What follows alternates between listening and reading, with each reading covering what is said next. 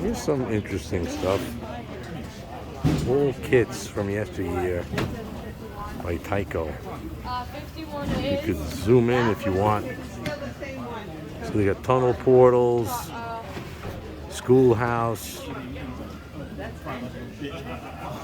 all kinds of interesting different stuff.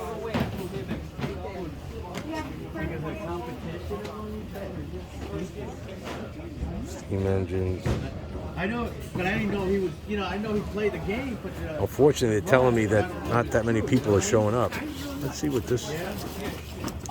What scale is this? N scale. I know I heard Kind of neat. That, but, he could be saying that to about anyone, you know what I mean? Nice. Well, unfortunately, what I found out today is not too many people showed up for this show. So that's not good. Not too good. Kinds of locomotives. And the prices are going up. So less people here to buy. Prices are going up. Like $15 for this bus. It's a cool bus.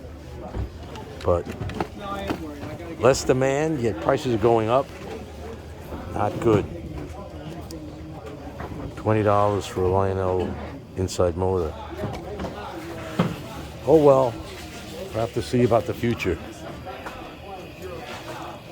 Getting worried about the hobby.